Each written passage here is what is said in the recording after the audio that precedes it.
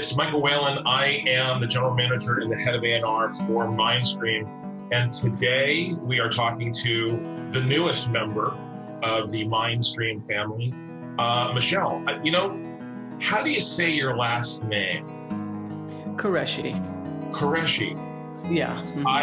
I have had this conversation with people in Los Angeles at our offices and all over the place. How do you say your last name? So, and I'm like, and I want to say just for the record that I was right, Qureshi. So, Qureshi. And you are a new artist, but you are very established. You've done many records, and you've done a lot of things. Your new record, Within, is coming up in September. Is absolutely beautiful, and and you and I have been talking about this now for almost a whole year. The music, and I'm just so happy with how this has come out. But since you are new to the sort of myndstream family, how would you want to introduce yourself? Tell people maybe a little bit about your background and where you came from, and who are you? Sure. Who am I? Okay, I am someone who loves music, who's very passionate about my art, and who has had a kind of a skewed path getting here to you and myndstream. So I feel like with the hard work, there's been luck too, because that's definitely part of what you need. And background-wise, I started studying music formally after a few semesters in college. I changed and went to a conservatory. I had prior just been, a teenage guitarist who was just fascinated with the music of my time, and the guitarists that were anywhere from Eric Clapton and Jimmy Page all the way to Leo Kottke and some of the fingerstyle stuff, the Windham Hill guitarists, Ralph Towner. I know we both really love Ralph. Love me some Ralph. Yeah, so all that was kind of accumulated by me interest-wise. But when once I hit college, I thought, wow, I don't have that foundation. I don't have that really Western classical music theory, how things go. It's great following your ears, and that lets you follow your heart. But diving in and then saying, okay, here I am, 20 years old, but I'm going to be a classical guitarist. That was kind of gutsy. Most of the people you hear on the classical guitar circuit and stuff, they've been playing since 3 or 5. And we mentioned ourselves in a conversation about Sharon Isbin and, the backgrounds of these fabulous classical guitarists. So I took my training, I took my education, I went through, got my master's, and then just my life itself was on a different path for a couple decades, actually. And when I came back to music, what I found is that I really had this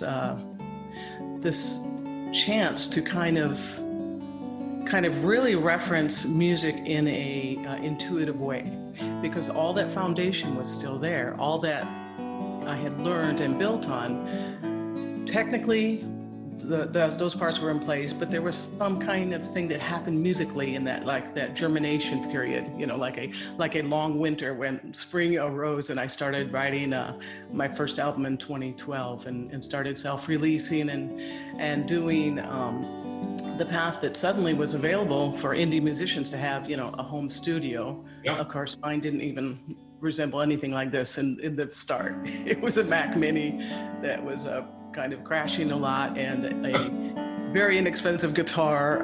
My cousin gave me his Stonebridge Furch guitar at the time, and then I became part of a Furch guitar family, and things have just been, constantly progressing. As you mentioned, the previous albums that I have released, and I heard you in an interview very recently about how each album sets the bar higher.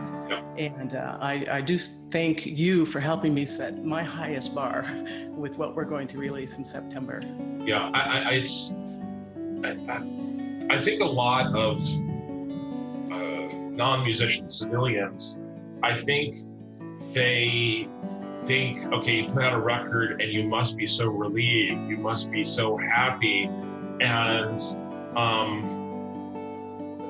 all I can hear is the mistakes. All I can hear is what I didn't do. All the, all of that Monday morning quarterback, second guess. Yeah. But I can tell you from my vantage that your new album is the best record you've ever done. It's beautiful. The writing is beautiful. The playing is beautiful. Yeah. It's very interesting because you have so many little pieces, they're all like little 2-minute, little, bite-sized, 2.5-minute bite-sized pieces. Right. But what I love about the record is how beautifully, when you listen to it top to bottom, you don't have this experience of like a lot of pieces. You have this, it's almost like it's through composed, and so it's sequenced beautifully. It has a very, very nice sort of contour to it, like it has a beginning, middle, and end. But you have done ambient music with synthesizers. See your keyboard behind you. You've done guitar records. You've done records with guitar and synthesizers. This is just guitar. Talk to me about your relationship to the guitar and then other forms of, whether it's a keyboard or whatever, and how do you decide which way you're going to go? It's sort of like, in my world, it's sort of like, am I going to do a piano record or am I going to use my room here? Mm-hmm. So it's like, so like, talk to me a little bit about the thought process, like, sure. Why would you do an ambient record versus an all guitar record? Right. Well, a lot of it just kind of in the past has just been a reflection of, my imagination at that time. I've never said, this ought to be this or that ought to be that until this album.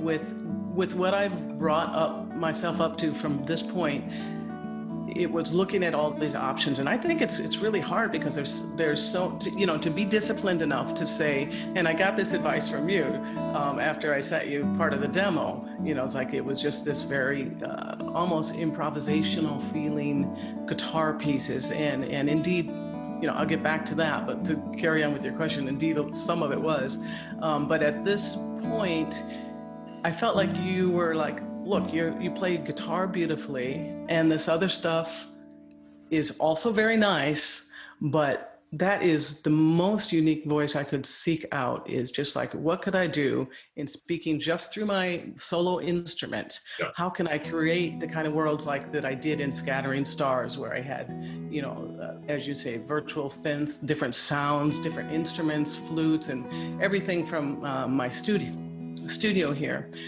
So what could I do by saying, all right, look at every aspect of sound and just explore it? And one of my experiences was kind of that shift I spoke of before, where previous albums kind of felt like a painter, painting and layering and doing this, but the physical aspect of what Within became was a very, very much like a sculpture. Yeah. I felt more like I'm sculpting sounds with my hands.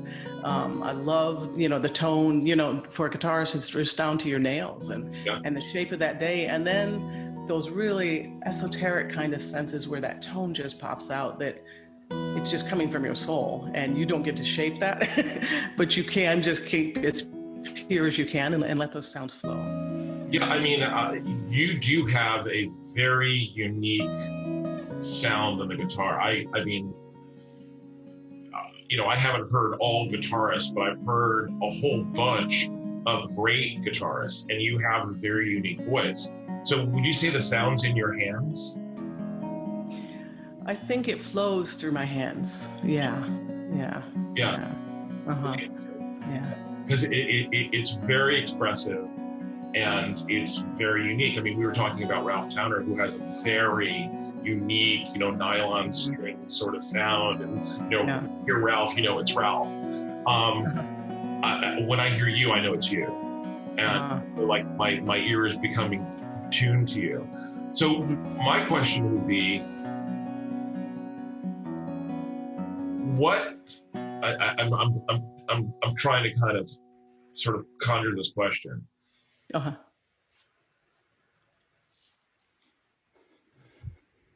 When you have an album like Within, Does this feel like you've opened up something? Like this is going to be like your new pathway for a while, or is like the next record going to be, you know, Michelle's going to go back to her home studio and it's going to have like 15 instruments on it? Like you know, is because the problem with being as versatile as you are is that, you know, are you going to sort of walk a path, or is this sort of like, okay, this is how I feel today, and then in 2021 I might feel a different way? Do we really know that? No. I mean, you know, for me, like I did Sacred Spaces, and I can tell you just from my own experience that I feel like I have a path and a direction for a while. Like I'm developing a sound and sort it's of incredible. Yeah, beautiful album, by the way. Yeah. Found an aesthetic that I'm going to kind of play with for a while. Mm-hmm. Yeah, I definitely. I mean, we finished the album, but I continue to kind of keep that ethos and that feeling, like and I would say it's going deeper for me. The kind of, I'm paying much more attention to how it feels in my hands as I play it. It's connecting the physical aspect of playing to the pieces, unlike I've really done before. I go back to short stories and Sage, and I play those pieces, and I find changes I want to make because of this kind of new relationship, this deeper relationship. And so I do suspect that, you know, I'm never going to be leaving guitar entirely. Right. But you do see my nice big keyboard back here and my Rolly tucked in the drawer. And for my own adventures, I will certainly play in that, but I'm not sure what we will hear next time as far as like sitting down seriously and producing the next record. You mentioned some of your influences coming up, but my influences change over time. So if you had to say right now, in this moment, who are your influences on guitar, what would you say? I like Pat Metheny a lot, and very versatile with the instrument. And I don't even know that much about jazz per se, but I wouldn't just call him a jazz guitarist. And I think exactly when we start saying this kind, you know, like you meant the new age kind of thing, it's all not so relevant. It's all more about marketing. So being able to see a guitarist who can just make music, not play the guitar, but make music on the guitar, that's usually what thrills me the most. Yeah, I'm thinking of his album "One Quiet Night." You know, where he mentioned that to me. Yeah. The acoustic guitar, and it's an album of covers, and some of the covers are just unbelievable. I mean, they're just beautiful, and they go in a lot of different directions. Mm-hmm. So, and I love Pat Metheny, and I love how sort of cinematic his music is. You know, like his new album is just, you know, with the orchestra, and it's gorgeous. Right. When you sit down to play, is it ever with the intention that you are just playing and writing to write, or is it always like, okay, I'm going to go write a piece for my next record? I can say I've never sat down to say I'm writing this for the next record. Cool. I can say I sit down and I say, there's stuff I don't know on this instrument. There's a lot of stuff, and then just kind of have that moment reveal something new to me. You know, that's one of the reasons it's fun with that harp guitar. You know, it's like I don't have the intuition with those bass strings yet on the harp guitar, so it's a combination of like intellect and feeling when I'm playing it. You know, so have to be a little bit more on my toes, whereas on, you know, 6 strings, I feel a little bit more familiar. This is another reason I love to do alternate tunings and throw those capos on all over the place. That I really didn't know that kind of playing was unique until you start getting the feedback and comments on YouTube or Facebook. And like you said, like I had a comment recently from a guitar group where somebody says, you know, it's really unique and it's really growing on me, and I really like it. You know, and I just feel a little naive sometimes about other guitar players, like, oh, doesn't everybody, you know about partial capos, and if you retune your guitar, then every relationship is changed. And not only that, the sonorities are different because a string that's clamped with a capo is going to ring differently than that open string of the same pitch. You know, it's just very, very cool and fun to work with. Wow. Yeah. That's cool. One of the things that I'm struck by is that there's not a lot of women guitarists. You mentioned Sharon has been. You know, there's a few other people I can kind of think of, like maybe Muriel Anderson, and there's a few other people. There's not a lot of women sort of solo guitarists. You know, so in a way, I mean, you know, at least to me, I think you're a pioneer. I mean, I think you're creating a pathway for younger women to kind of model after you. Like, do you see things moving towards more women getting involved with this, or like, is there a trend here? I think like you can scroll through Instagram and see a lot more female guitarists than say when I started studying. In the classical world, I'm not really up to date with that, but there's certainly, you know, it's certainly more frequent to see female guitarists, but still definitely minority for sure. In fact, an interesting story in the last couple years among some Facebook friends, there was you know, these big playlists of these guitar friends or acquaintances, and one of the guitarists I met down at NAMM a couple years ago in Nashville. I've never gone to the big show, but the Nashville one, I met him, and he gathered up this big playlist of guitarists and posted it as a Spotify one. And I scrolled through it. And then I said, you know, would it be nice to, you know, add my chromosome type to this song? Yeah. And that's how I got in this acoustic guitar cafe kind of group, which has a lot of guitarists and a few more females now. And that was my chromosome. Step into that, but yeah. Yeah, there's an album title here someplace. Hang on a second. Hang on. You and I have talked a lot about the MyndStream ethos. So the idea that MyndStream isn't about a style or a genre of music; it's about the listener. So, like, what are they going to do with it? They're going to sleep. They're going to meditate. They're going to relax. They're going to focus on their schoolwork or their job. They may move to it. They may dance to it. So in your mind's eye, when someone's listening to Within, what are they doing to your record? As you mentioned, because of the kind of brevity of the pieces, I would see it very nice for, you know, actually go ahead and take that, you know, that long meditation of it and just kind of take those little journeys within yourself, because that's, you know, time is suspended when you're listening to music anyways, you know.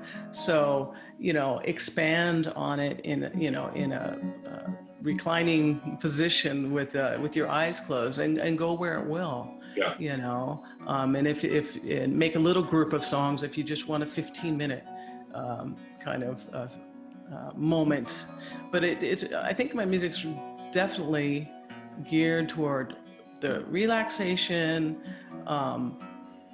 not completely passive, even, you know, with all of it, not completely passive in the way that, you know, you will want to go somewhere, you know. And some of this kind of comes, I do harmonic sound immersions as well. And that's, you know, this 1 hour meditation where people really, I just love hearing where their energy helps take me in this kind of mostly improvised performance, and then they'll report, you know, where they have traveled, you know. So it's pretty much of a yoga crowd generally has been, and of course they've been suspended since March. You know, I will be doing one at the end of this month, so that's kind of good news. It's actually great news. But, so I carry that that kind of mindfulness in my music. Just because it's in me, I think it's at my core. That's wonderful.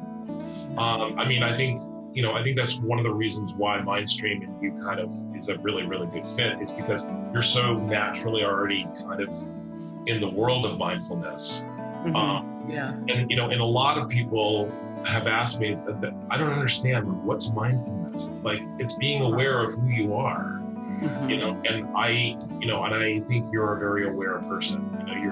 You're sort of hyper aware of your music and who you are. So it's a great marriage, and Within is such a beautiful record. Like, really, congratulations again. Right? Oh, thank you for the guidance and the support and absolutely the teamwork, literally. Yeah, and our buddy Tom Eaton did such a beautiful job. Beautiful. Yeah. The recording and taking it to the next level. Really, really nice. So, so thank you for spending a couple of minutes and talking to us about the new record. Congratulations again, and thanks. Thank you so much. Thanks.